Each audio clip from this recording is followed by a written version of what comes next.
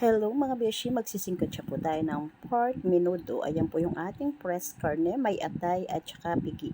Tapos nung nabanlawan na po siya at na-slice na po siya, naglagay na po tayo mga sangkap ng paminta, ng hiniwang cheese, ng liver spread or reno, ng red bell pepper, ayun pero green pepper po yung nandun natin mga beshi. Tsaka po tayo naglagay ng toyo at kalamansi at mayroon po siyang asin.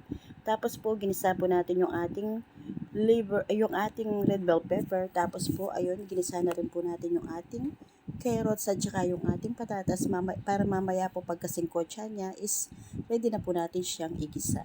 Tapos naglagay po tayo ng bawang at sibuyas. Dahil nakalimutan po natin yung hotdog, isinama na lang po natin pinrito sa ating bawang at sibuyas. Tapos mga beshi, ayun, dahil napakulo na po siya at nakaseparado yung kanyang sabaw or sauce, binuhos na po natin yung ating sinikwatsyang pinakulong atay at yung laman ng baboy or pigi. Ayan mga beshi, imemekos-mekos po muna natin yan bago po natin ibubuhos yung pinagpakuluan ng ating menudo. Ayan, dahil po narep po yan, kaya tingnan nyo mga beshi, kaya parang natutulog yung kanyang sabaw. And then mga beshi, ayan, mimekos-mekos lang po natin para gumising yung sabaw niya at mainitang maluto. Tapos po, ayan mga beshi, ganyan lang po, tsaga-tsaga lang po pag memekos-mekos or paghahalo-halo ng ating menudong Kapampangan. Hinalo na po natin yung hotdog, ayan, dahil nga po sinabay na natin sa ating paggigisa ng bawang. Kaya nandyan na po agad yung napritong or nagisang hotdog.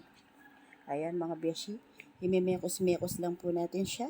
And then dahil malambot na po siya, lalagyan na po natin yung ating pinritong carrots at saka patatas. Ayan mga beshi, imemekos-mekos lang or halo-halo lang para po masama sa ating menudong siningkotsa kanina and then pinakulo.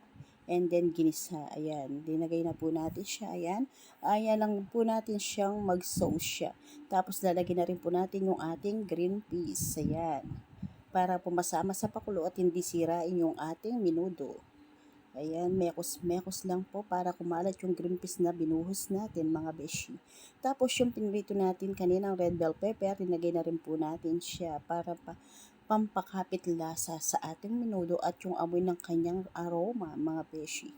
Ayan, halo-halo lang po sa ating menudong Kapampangan para po hindi matutong sa kanyang flooring sa talyasi.